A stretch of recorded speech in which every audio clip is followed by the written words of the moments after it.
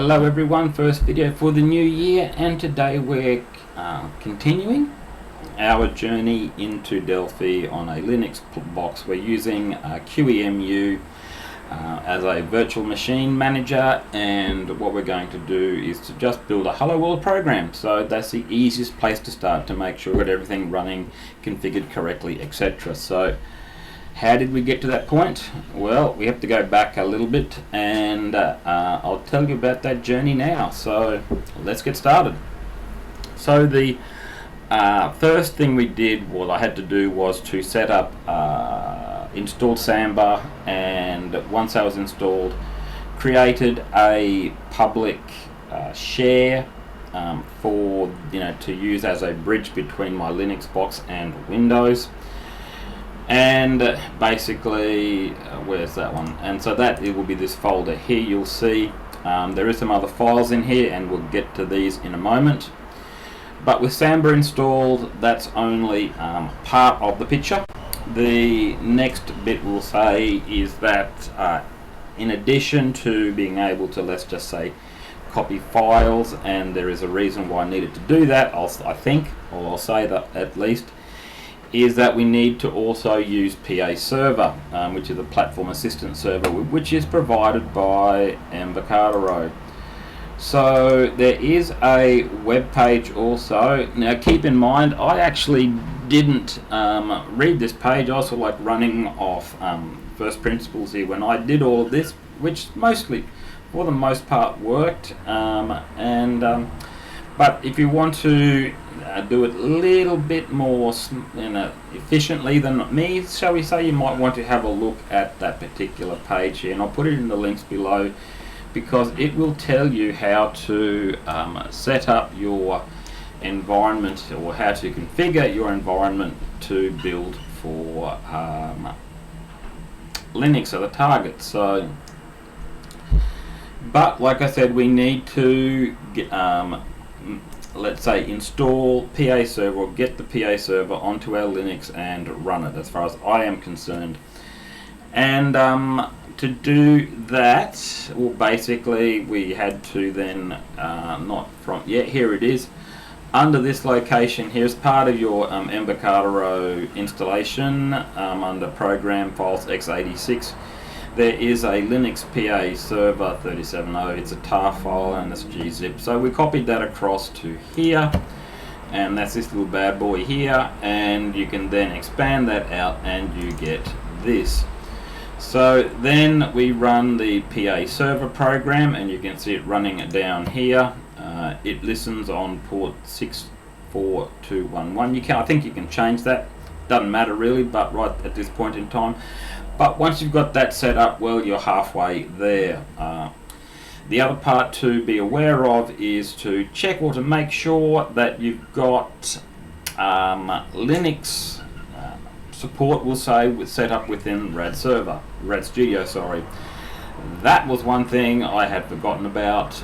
When I first installed Delphi, I only set it up for Windows support. So little surprise when it didn't work. So basically, I don't want to say back to the drawing board, because all you have to do is to go into the Manage Features function, and once we do that, we basically enable this Linux option here, and basically it will then add that feature into our environment. And depending on your connection and how it wants to install it, etc., because I've been using the web installs all along here, it's a good chance to get up, have a cup of coffee, and walk back and see if it's completed. So I think at that point there I have to restart the RAD Studio. That's okay, and I think we're ready to go, because at that point in time we can now actually add in our Linux as a target. And then was the part that I was a little bit, I don't want to say unprepared for, because I knew it had to, you can't just compile out of the box and what did it install as part of that Linux support? I don't know. But one of the things that you have to do is when you go to target Linux, the very first time is that it wants to create a profile, and again that's on the web page, and you basically set up enter in the host IP address, the port number. This is where PAServer is living, and also there's an optional password field you can put in. Once that's done, what will then happen is it will then start, I'm going to call it processing files.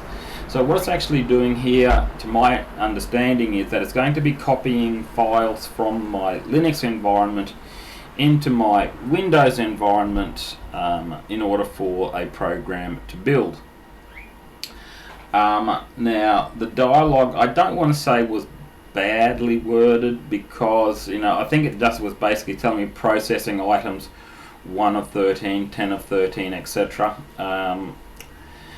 It was copying, like I said, let's say header files and other libraries from my Linux machine to the Windows environment. And again, this is another opportunity to get up, get a cup of coffee, and come back.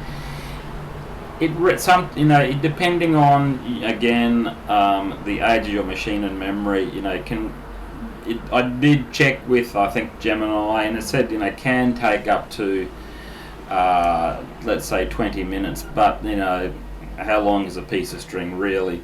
And again, for myself, yes, I'm on holiday, so I'm able to get up, do something else, come back, and it's done. So honestly, I didn't care about that. It is a set and forget, do it once and ignore sort of thing. So I believe that next time, or you can actually do an update and it will check for new files and copy them across. But that is the one thing that we have to watch out for. But then again, we can then build our programs.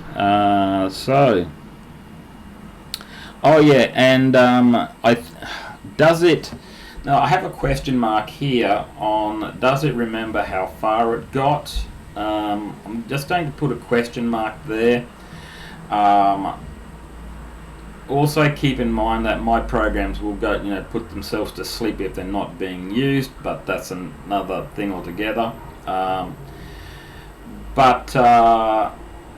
What happened was, the first time that it did this synchronization process,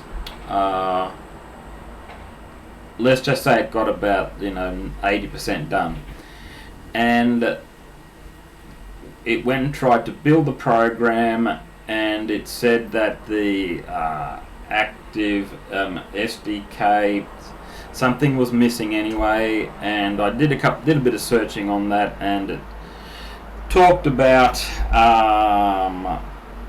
how maybe the Windows SDK wasn't installed properly. Long story short, none of that. It was actually a case that it hadn't finished copying the files. How do I know this? Because when I went into that function a second time, it said that the such and such a file was a duplicate. Do you wish to copy again? I said no to all. And then it sort of like skipped all the way up to where it was, and up to about 10 out of 13, walked away, came back again, and guess what? We were in a position where we could actually build a program now, which I think is a brilliant, start from, or brilliant compared to where we were a few days ago. So we are now in a position to be able to build our program. So we add our target in, like I said, and now what we're going to do is we're just going to do a clean here. Like I said, this is just a basic hello world sort of program here. So that's all gone, and now if we want to now build this program here, and we are doing a release build just because, and it's compiling here. linking and done. Honestly, it has happened faster. Sometimes it's happened slower. I just think it's depending upon what's happening at the time. I'd like to get rid of some of this other crap in Windows that gives me my temperature, but it is what it is. Now, if you look over here, I'm hoping that's visible to you. Let's see whether we can make that a bit bigger for you, shall we?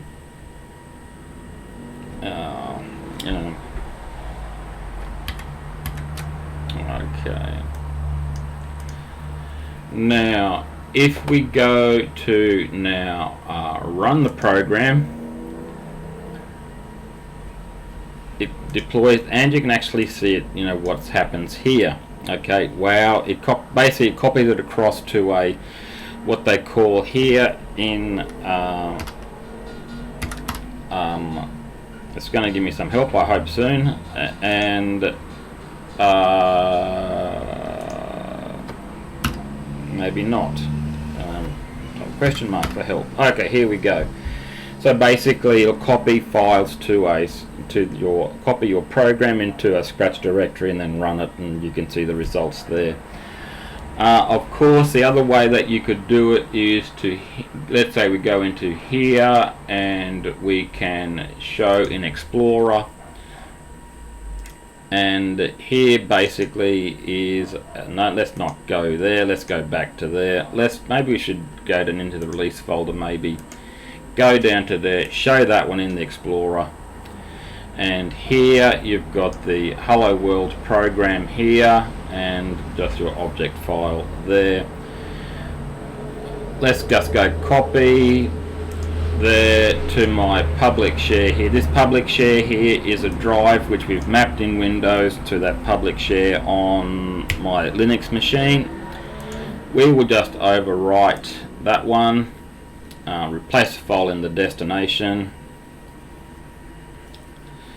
and what we'll do next here is to we'll open up a second instance of a console window. We'll drag that all the way across to here, make it a bit bigger, and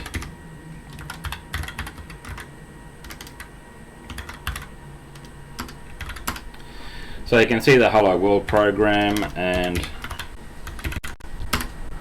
Hello World from Delphi. So there we go. We can now create a program for a Linux target from within Windows, and we can run it on Linux as well. So happy 2026, everyone. So look, maybe for such a program like this, you probably would question my motives on why am I using Delphi to do this, but if you can get something like a Hello World program running, well, let's just say the world is your oyster, because whatever else you want to create using Delphi, you have the potential to now target Linux as your for the resulting exe, whether that's a service or a console program or something else, I don't know, but yeah, that's about it for this particular video. So if you have any questions about the setup and something you want me to go to in more detail, let me know in the comments. I look forward to hearing from you. Here's to a happy 2026, and let's see what else we can do in both Free Pascal and Delphi this year. So until next time, see you on the other side, and bye for now.